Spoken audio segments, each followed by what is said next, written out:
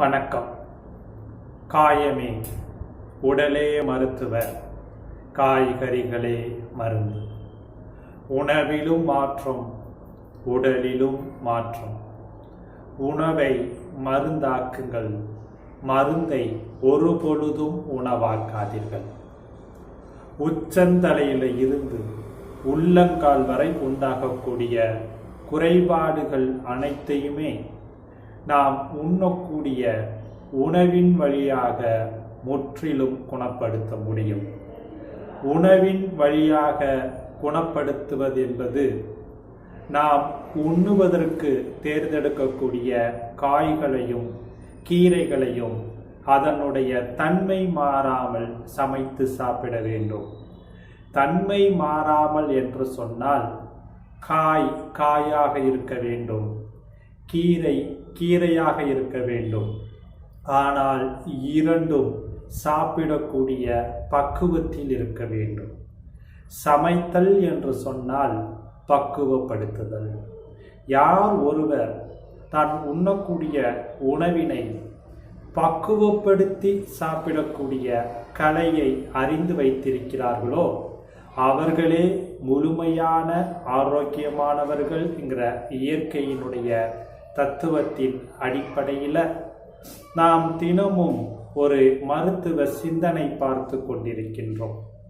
இன்றைய மருத்துவ சிந்தனைங்கிற தலைப்பில் ருசியுடன் கூடிய மருத்துவமனை என்று சொல்லக்கூடிய சமையலறையில் கிடைக்கக்கூடிய பொருட்களை கொண்டும், நடமாடும் சித்தர்கள் என்று சொல்லக்கூடிய கீரைகளை கொண்டும், நமது வீட்டுக்கு அருகாமையில் கிடைக்கக்கூடிய மூலிகை செடிகளை கொண்டும், நம்மை சுற்றி இருக்கக்கூடிய மூலிகை தாவரங்களினுடைய வேர்கள், பட்டைகள், இலைகள், பூக்கள், காய், கனிகளை கொண்டும் நாம் சூரணமாகவோ அல்லது கசாயமாகவோ அல்லது இயற்கை பானமாகவோ தயாரித்து நமது உடம்புல இருக்கக்கூடிய நோய்களுக்கு நாம் எடுத்துக்கொண்டிருக்கின்ற அந்த மருந்து மாத்திரைகளோடு இதனையும் மருந்தாக எப்படி பயன்படுத்தலாம் என்பதை ஒவ்வொரு நாளும்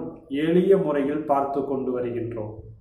அந்த வகையில் இன்றைக்கு நாம் ஒரு இயற்கை பானம் தயாரிக்க போகின்றோம். இன்றைக்கு நாம் தயாரிக்கக்கூடிய இந்த இயற்கை பானம் சர்க்கரை நோயாளிகளுக்கு ஒரு அற்புதமான ஒரு இயற்கை உணவாக செயல்படக்கூடியது. வைட்டமின் சி நிறைந்து காணப்படுவதனால் கண்களுக்கு தேவையான ஆற்றலை கொடுக்கக்கூடியது. தீராத மலச்சிக்கல் குறைபாட்டை போக்கக்கூடியது. பற்களுக்கு நன்கு வலுவை கொடுக்கக்கூடியது. இவ்வளவு பலன்கள் நிறைந்து காணப்படக்கூடிய அந்த இயற்கை பானத்திற்கு என்ன பெயர் என்று கேட்டால் கொய்யா பழச்சாறு. கொய்யா பழச்சாறு. இந்த கொய்யா பழச்சாறு என்று சொல்லக்கூடிய ஜூஸ் செய்வதற்கு தேவையான பொருட்கள் எவை எவை? நன்கு கனிந்த கொய்யா பழம் ஒரு 100 கிராம் அளவு. நன்கு கனிந்த கொய்யா பழம் ஒரு 100 கிராம். சீரகத்தூள் ஒரு 1/4 தேக்கரண்டி. மிளகுத்தூள் ஒரு 1/4 தேக்கரண்டி. ஏலக்காய் தூள் ஒரு 1/4 தேக்கரண்டி. உப்பு தேவையான அளவு. தண்ணீர் தேவையான அளவு. அப்போ இந்த கொய்யா பழச்சாறு செய்வதற்கு தேவையான பொருட்கள் எவை எவை?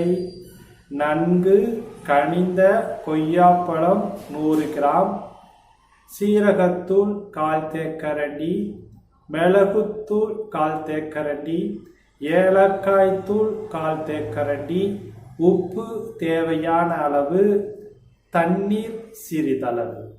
அப்போ இந்த சாறு செய்வதற்கு தேவையான பொருட்கள் எடுத்து வைத்து கொண்டோமா?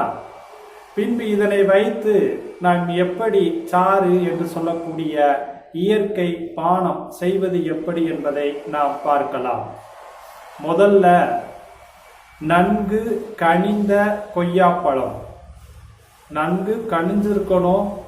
சீடு உள்ள கொய்யாப்பழத்தை எடுத்து நன்றாக கழுவி அதனை புட்டு துருவல் என்று சொல்லக்கூடிய கேரட் துருவுவதை போன்று நன்றாக துருவி கொள்ள வேண்டும்.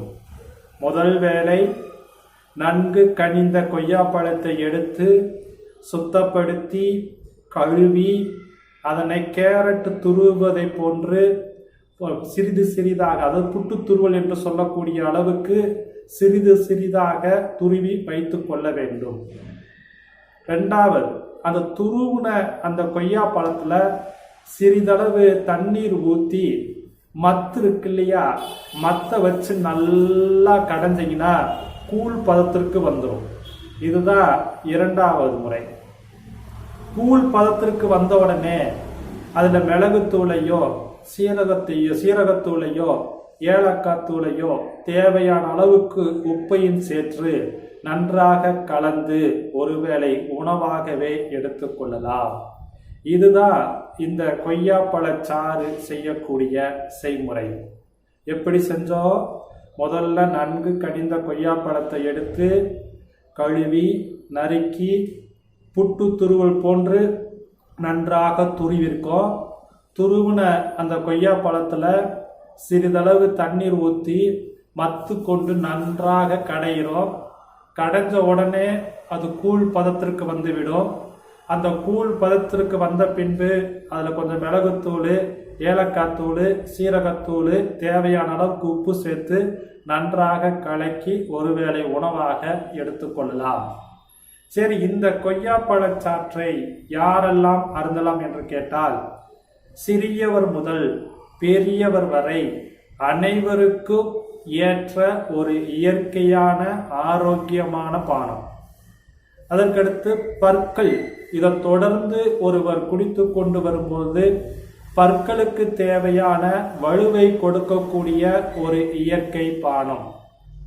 தீராத மலச்சிக்கலினால் அவஸ்தைப்பட்டு கொண்டு இருப்பவர்களுக்கு இது ஒரு அரு மருந்து. அதற்கடுத்து இந்த கொய்யாப்பழத்துல வைட்டமின் சி நிறைந்து காணப்படுவதனால கண்களுக்குண்டான ஆரோக்கியத்தை மேம்படுத்துவதற்கு இந்த கொய்யாப்பழச்சாறு பயன்படுகின்றது. இதை தவிர்த்து சர்க்கரை வியாதியினால் பாதிக்கப்பட்டவர்களுக்கு ஒரு அற்புதமான, ஒரு ஆரோக்கியமான, ஒரு இயற்கை உணவு என்று சொல்லக்கூடியதுதான் இந்த கொய்யாப்பழச்சாறு.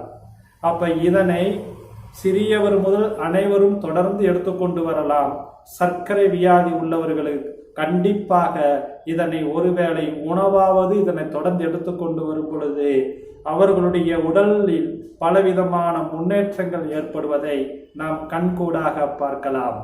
இப்ப மலச்சிக்கல் குறைபாடு உள்ளவர்களும் எடுக்கலாம், பற்களை வலுப்படுத்த வேண்டும் என்று நினைப்பவர்களும் எடுக்கலாம், கண்களுக்கு தேவையான ஆற்றலை கொடுக்க வேண்டும் என்று நினைப்பவர்களும் இதனை எடுக்கலாம்.